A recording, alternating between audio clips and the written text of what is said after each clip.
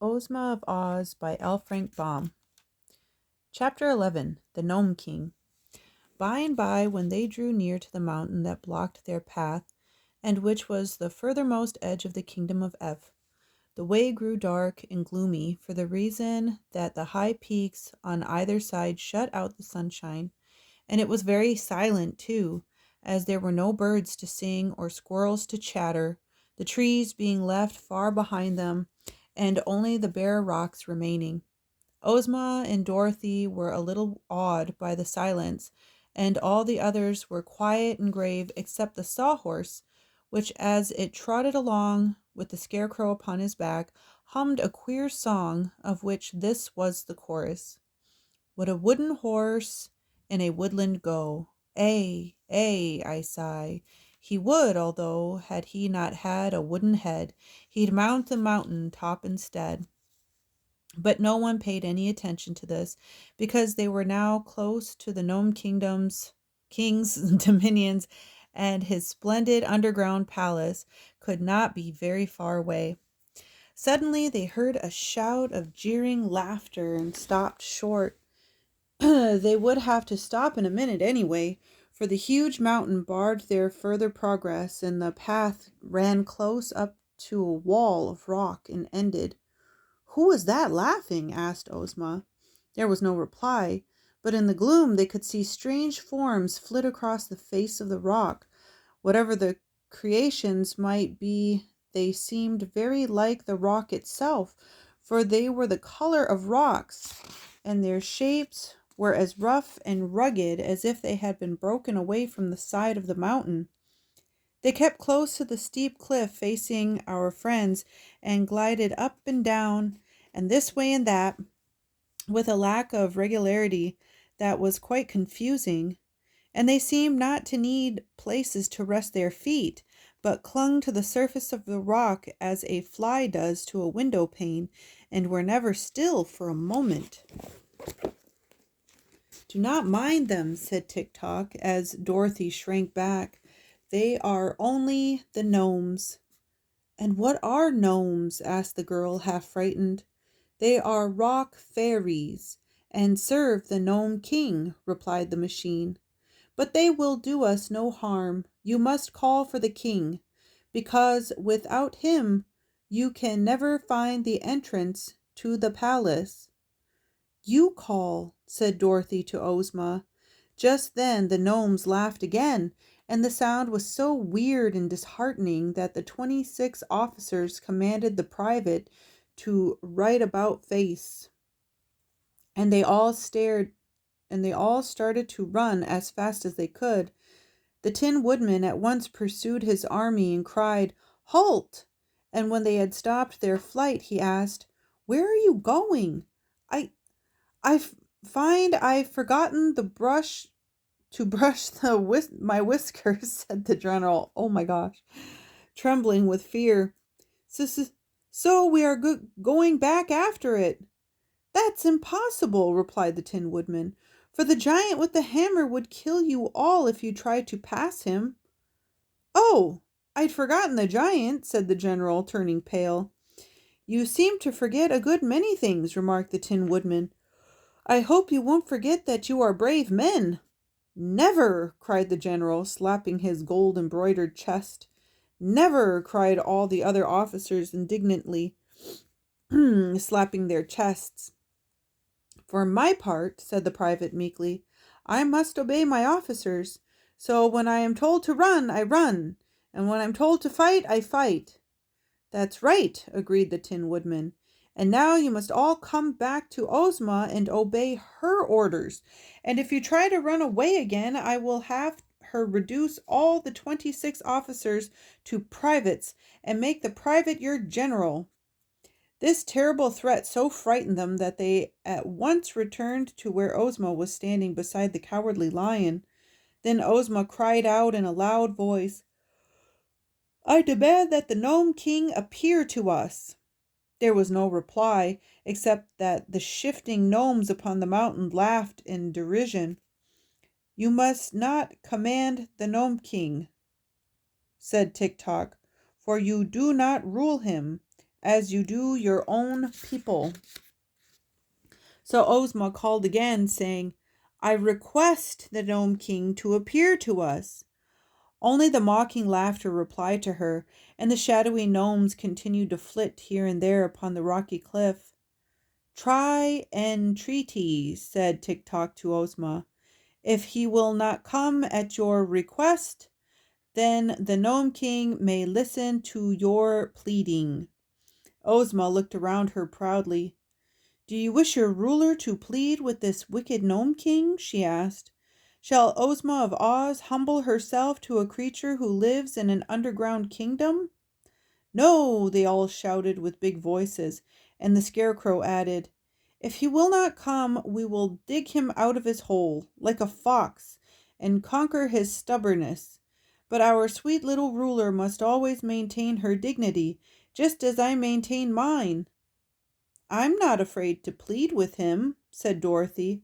"I'm only a little girl from Kansas, and we've got more dignity at home than we know what to do with.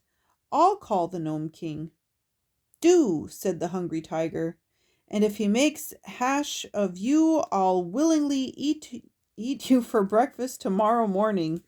So Dorothy stepped forward and said, "Please, Mr. Gnome King, come here and see us." The gnomes started to laugh again, but a low growl came from the mountain, and in a flash they had all vanished from sight and were silent. Then a door in the rock opened, and a voice cried, "Enter." "Isn't it a trick?" asked the Tin Woodman. "Never mind," replied Ozma. "We came here to rescue the poor Queen of Ev and her 10 children, and we must run some risks to do so." "The Gnome King is honest and good-natured," said Tik-Tok. "You can trust him to do what is right."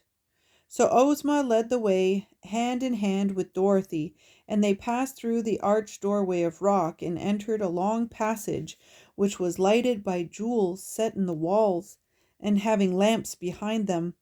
There was no one to escort them or to show them the way, but all the party pressed through the passage until they came to a round domed cavern that was grandly furnished.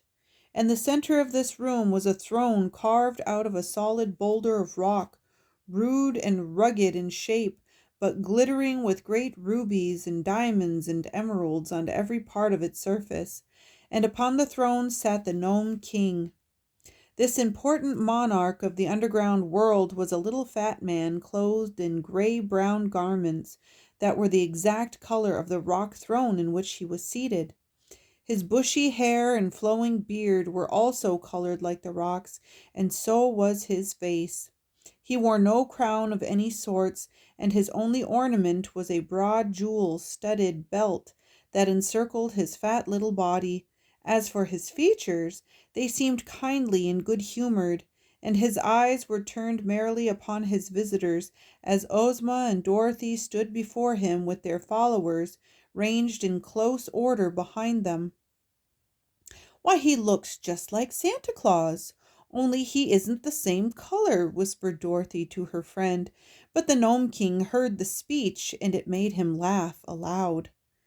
"He had a red face and a round little belly that shook when he laughed like a bowl full of jelly," quoth the monarch in a pleasant voice, and they could all see that he really did shake like jelly when he laughed. Both Ozma and Dorothy were much relieved to find the Gnome King so jolly, and a minute later he waved his right hand and the girls each found a cushioned stool at her side. "Sit down, my dears," said the king, "and tell me why you have all come this way to see me and what I can do to make you happy." While they seated themselves, the Gnome King picked up a pipe, and taking a glowing red coal out of his pocket, he placed it in the bowl of the pipe and began puffing out clouds of smoke that curled in rings above his head. Dorothy thought this made the little monarch look more like Santa Claus than ever, but Ozma now began speaking, and everyone listened intently to her words. "Your Majesty," she said, I am the ruler of the land of Oz, and I have come here to ask you to release the good Queen of Ev and her 10 children, whom you have enchanted, and hold as your prisoners." "Oh, no, you are mistaken about that," replied the king. "They are not my prisoners, but my slaves, whom I purchased from the king of Ev." "But that was wrong," said Ozma. "According to the laws of Ev, the king can do no wrong," answered the monarch, eyeing a ring of smoke he had just blown from his mouth. "So that he had a perfect right to sell his family to me in exchange for a long life." "You cheated him, though," declared Dorothy. "For the king of Ev did not have a long life. He jumped into the sea and was drowned." "That's not my fault," said the king, crossing his legs and smiling contentedly. "I gave him the long life, all right, but he destroyed it." "Then how could it be a long life?" asked Dorothy. "Easily enough," was the reply. "Now suppose, my dear, that I gave you a pretty doll in exchange for a lock of your hair, and that after you had received the doll you smashed it into pieces and destroyed it. Could you say that I had not given you a pretty doll?" "No," answered Dorothy. "And could you in fairness ask me to return you the lock of hair just because you had smashed the doll?" "No," said Dorothy again. "Of course not," said the Gnome King. "Nor will I give up the queen and her children because the king of Ev destroyed his long life by jumping into the sea. They belong to me and I shall keep them." "But you are treating them cruelly," said Ozma, who was much distressed by the king's refusal. "In what way?" he asked. "By making them your slaves," she said. "Cruelty," remarked the monarch, puffing out wreaths of smoke and watching them float into the air, "is a thing I can abide. So as slaves must work hard, and the Queen of Ev and her children were delicate and tender, I transformed them all into articles of ornament and bric-a-brac and scattered them around the various rooms of my palace. Instead of being obliged to labor, they merely decorate my apartments, and I really think I have treated them with great kindness." "But what a dreadful fate is theirs!" exclaimed Ozma earnestly. "And the kingdom of Ev is in great need of its royal family to govern it. If you will liberate them and restore them to their proper forms, I will give you 10 ornaments to replace each one you lose." The Gnome King looked grave. "Suppose I refuse?" he asked. "Then," said Ozma firmly, "I am here with my friends and my army to conquer your kingdom and oblige you to obey my wishes." The Gnome King laughed until he choked, and he choked until he coughed, and he coughed until his face turned from grayish brown to bright red. And then he wiped his eyes with a rock-colored handkerchief and grew grave again.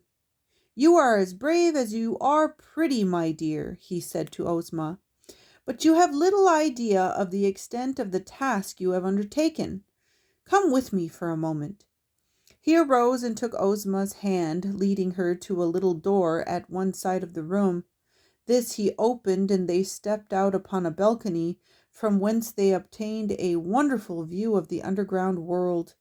A vast cave extended for miles and miles under the mountain, and in every direction were furnaces and forges glowing brightly, and gnomes hammering upon precious metals or polishing gleaming jewels. All around the walls of the cave were thousands of doors of silver and gold built into the solid rocks, and these extended in rows far away into the distance, as far as Ozma's eyes could follow them. While the little maid from Oz gazed wonderingly upon this scene, the Gnome King uttered a shrill whistle, and at once all the silver and gold doors flew open, and solid ranks of gnome soldiers marched out from everyone. So great were their numbers that they quickly filled the immense underground cavern and forced the busy workmen to abandon their tasks. Although this tremendous army consisted of rock-colored gnomes, all squat and fat, They were clothed in glittering armor of polished steel, inlaid with beautiful gems. Upon his brow each wore a brilliant electric light, and they bore sharp spears and swords and battle axes of solid bronze. It was evident they were perfectly trained, for they stood in straight rows, rank after rank, with their weapons held erect and true, as if awaiting but the word of command to level them upon their foes. "This," said the Gnome King, "is but a small part of my army. No ruler upon earth has ever dared to fight me, and no ruler ever will, for I am too powerful to oppose." He whistled again, and at once the martial array filed through the silver and gold doorways and disappeared, after which the workmen again resumed their labors at the furnaces. Then, sad and discouraged, Ozma of Oz turned to her friends, and the Gnome King calmly reseated himself on his rock throne. "It would be foolish for us to fight," the girls said to the Tin Woodman, "for our brave 27 would be quickly destroyed. I'm sure I don't know how to act in this emergency." "Ask the king where his kitchen is," suggested the tiger. "I'm hungry as a bear." "I might pounce upon the king and tear him into pieces," remarked the cowardly lion. "Try it," said the monarch, lighting his pipe with another hot coal which he took from his pocket. The lion crouched low and tried to spring upon the Gnome King, but he hopped only a little way into the air and came down again in the same place, not being able to approach the throne by even an inch. "It seems to me," said the Scarecrow thoughtfully, "that our best plan is to wheedle His Majesty into giving up his slaves, since he is too great a magician to oppose." "This is the most sensible thing any of you have suggested," declared the Gnome King. "It is folly to threaten me, but I'm so kind-hearted that I cannot stand coaxing or wheedling. If you really wish to accomplish anything by your journey, my dear Ozma, you must coax me." "Very well," said Ozma more cheerfully. "Let us be friends and talk this over in a friendly manner." "To be sure," agreed the king, his eyes twinkling merrily. "I am very anxious," she continued, "to liberate the Queen of Ev and her children, who are now ornaments and bric-a-brac in your Majesty's palace, and to restore them to their people. Tell me, sir, how this may be accomplished."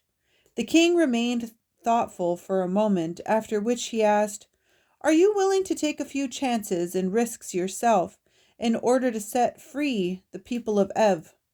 "Yes, indeed," answered Ozma eagerly. "Then," said the Gnome King, "I will make you this offer.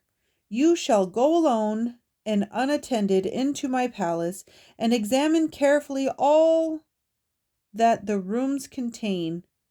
Then you shall have permission to touch 11 different objects, pronouncing at the time the word Ev. And if any one of them, or more than one, proves to be the transformation of the Queen of Ev, or any of her 10 children, then they will instantly be restored to their true forms, and may leave my palace and my kingdom in your company, without any objection whatever. It is possible for you in this way to free the entire 11. But if you do not guess all the objects correctly, and some of the slaves remain transformed, then each one of your friends and followers may, in turn, enter the palace and have the same privileges I grant you."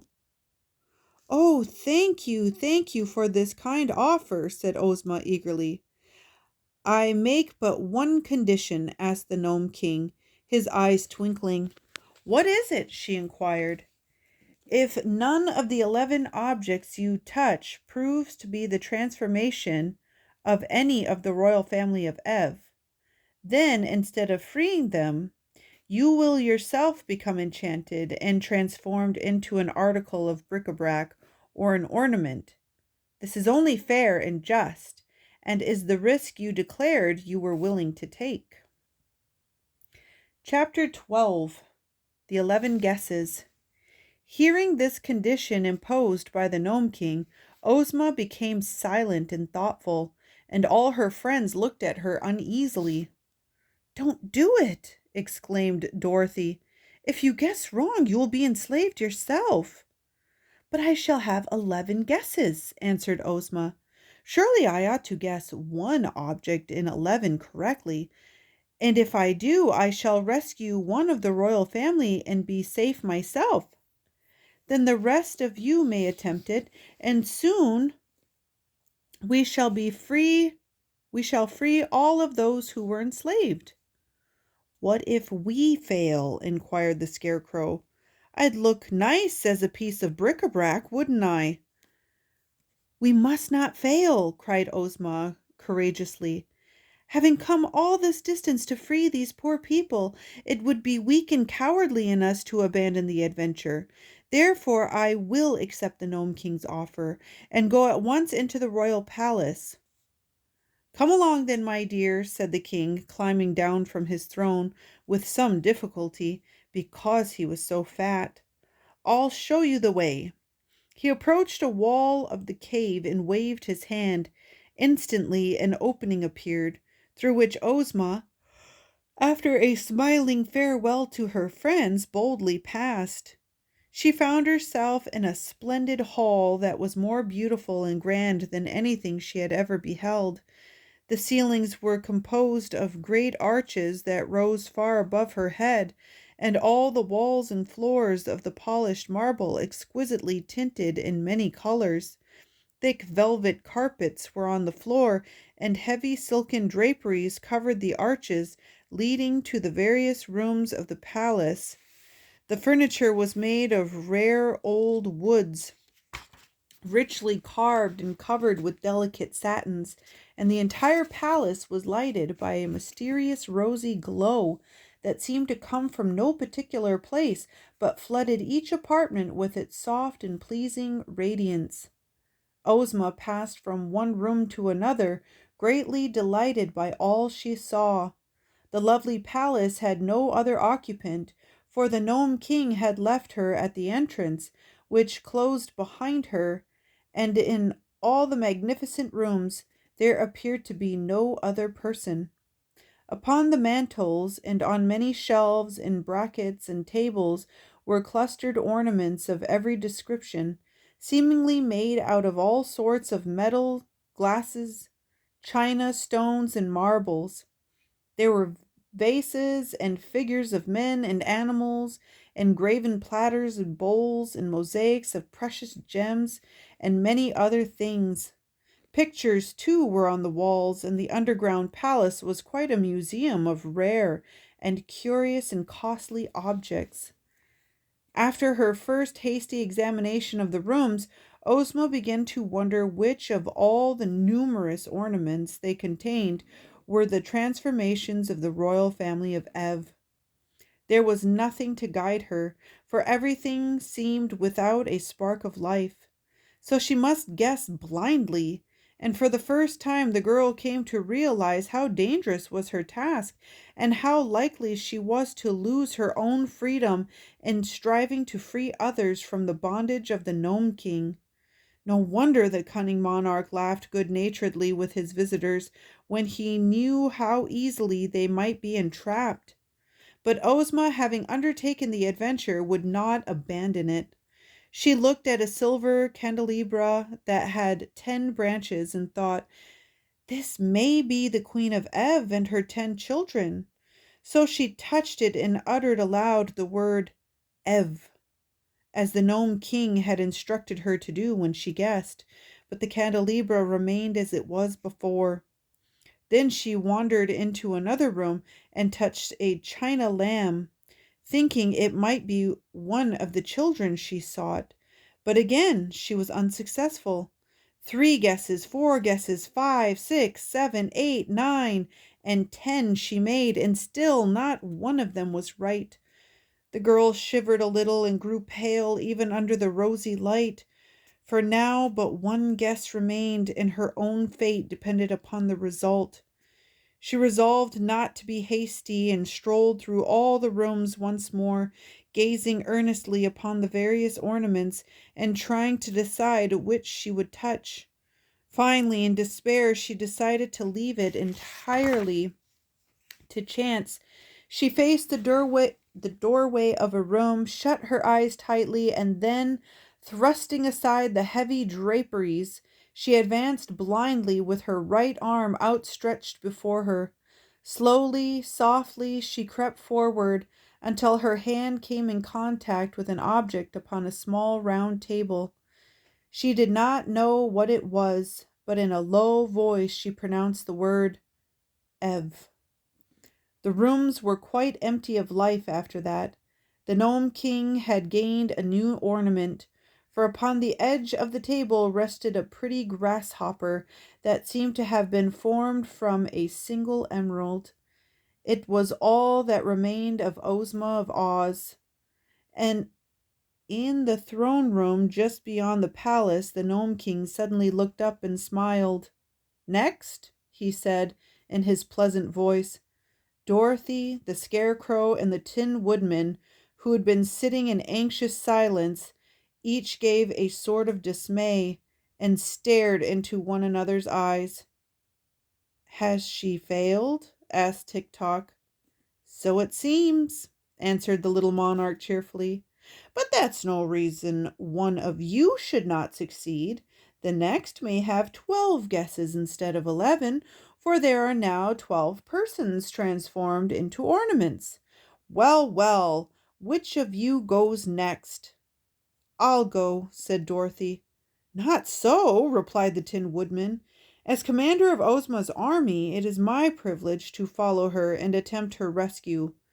"Away you go, then," said the Scarecrow. "But be careful, old friend." "I will," promised the Tin Woodman, and then he followed the Gnome King to the entrance of the palace, and the rock closed behind him. Chapter 13. The Gnome King Laughs. In a moment the king returned to his throne and relit his pipe, and the rest of the little band of adventurers settled themselves for another long wait. They were greatly disheartened by the failure of their girl ruler and the knowledge that she was now an ornament in the Gnome King's palace, a dreadful, creepy place in spite of all its magnificence. Without their little leader, they didn't know what to do next, and each one, down to the trembling private of the army, began to fear he would soon be more ornamental than useful. Suddenly the Gnome King began laughing. "Ha ha! Hee hee! Ho ho!" "What's happened?" asked the Scarecrow. "Why, your friend, the Tin Woodman, has become the funniest thing you can imagine," replied the king, wiping the tears of merriment from his eyes. "No one would ever believe he could make such an amusing ornament. Next!" They gazed at each other with sinking hearts. One of the generals began to weep dolefully. "What are you crying for?" asked the Scarecrow, indignant at such a display of weakness. "He owed me 6 weeks' back pay," said the general, "and I hate to lose him." "Then you shall go and find him," declared the Scarecrow. "Me?" cried the general, greatly alarmed. "Certainly. It's your duty to follow your commander. March!" "I won't," said the general. "I'd like to, of course, but I just simply won't."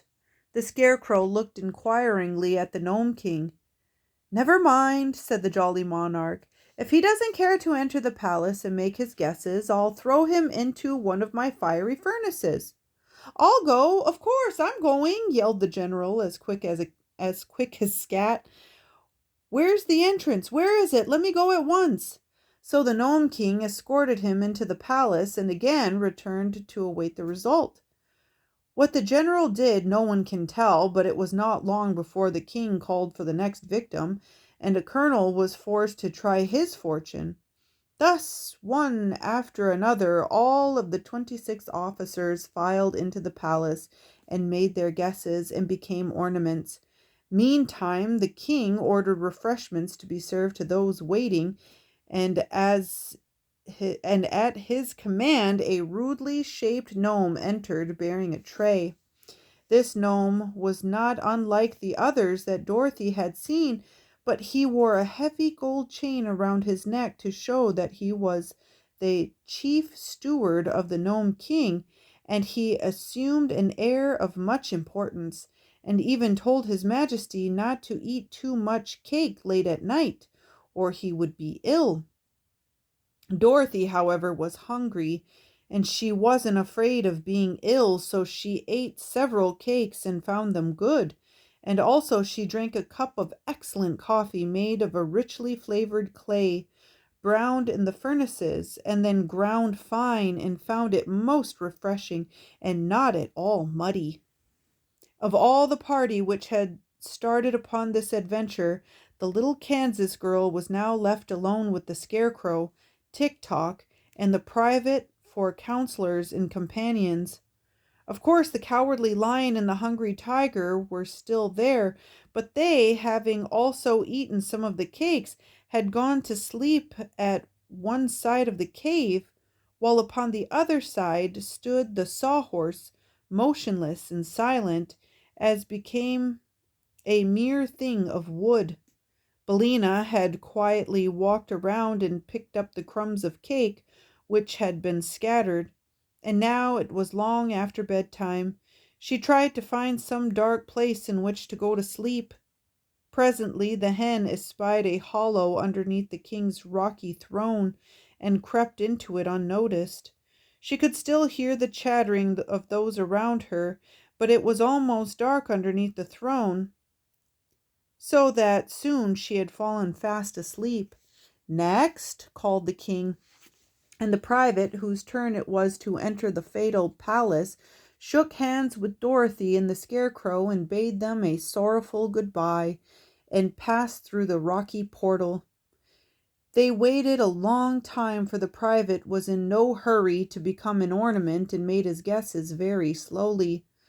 The Gnome King, who seemed to know by some magical power all that took place in his beautiful rooms of his palace, grew impatient finally and declared he would sit up no longer. "I love ornaments," he said, "but I can wait until tomorrow to get more of them. So as soon as that stupid private is transformed, we will all go to bed and leave the job to be finished in the morning." "Is it so very late?" asked Dorothy. "Why, it's after midnight," said the king, "and that strikes me as being late enough. There's neither night or day in my kingdom, because it is under the earth's surface, where the sun does not shine. But we have to sleep, just the same as the upstairs people do, and for my part I'm going to bed in a few minutes." Indeed, it was not long after this that the private made his last guess. Of course he guessed wrongly, and of course he at once became an ornament, so the king was greatly pleased and clapped his hands to summon his chief steward. "Show these guests to some of the sleeping apartments," he commanded, "and be quick about it too, for I'm dreadfully sleepy myself." "You've no business to sit up so late," replied the steward gruffly. "You'll be as cross as a griffin tomorrow morning." His Majesty made no answer to this remark, and the chief steward led Dorothy through another doorway into a long hall, from which several plain but comfortable sleeping rooms opened. The little girl was given the first room, and the Scarecrow and Tik-Tok the next, although they never slept, and the Lion and the Tiger the third. The Sawhorse hobbled after the steward into a fourth room, to stand stiffly in the center of it until morning. Each night was rather a bore to the Scarecrow, Tik-Tok, and the Sawhorse, but they had learned from experience to pass the time patiently and quietly, since all their friends who were made of flesh had to sleep and didn't like to be disturbed. When the chief steward had left them alone, the Scarecrow remarked sadly, "I am in great sorrow over the loss of my old comrade, the Tin Woodman. We've had many dangerous adventures together and escaped them all, and now it grieves me to know he has become an ornament and is lost to me forever." "He was always an ornament to society," said Tik Tok. "True, but now the Gnome King laughs at him and calls him the funniest ornament in all the palace. It will hurt my poor friend's pride to be laughed at," continued the Scarecrow sadly. "We will make rather absurd ornaments ourselves tomorrow," observed the machine in his monotonous voice. Just then Dorothy ran into their room in a state of great anxiety, crying, "Where's Billina? Have you seen Billina? Is she here?" "No," answered the Scarecrow. "Then what's become of her?" asked the girl. "Why, I thought she was with you," said the Scarecrow. "Yet I don't remember seeing the yellow hen since she picked up the crumbs of cake." "We must have left her in the room where the king's throne is," decided Dorothy, and at once she turned and ran down the hall to the door through which they had entered. But it was fast closed and locked on the other side, and the heavy slab of rock proved to be so thick that no sound could pass through it. So Dorothy was forced to return to her chamber. The Cowardly Lion stuck his head into her room to try to console the girl for the loss of her feathered friend. "The yellow hen is well able to take care of herself," he said, "so don't worry about her. But try to get all the sleep you can. It has been a long and weary day, and you need rest." "I'll probably get lots of rest tomorrow when I become an ornament," said Dorothy sleepily. But she lay down upon her couch nevertheless, and in spite of all her worries, she was soon in the land of dreams.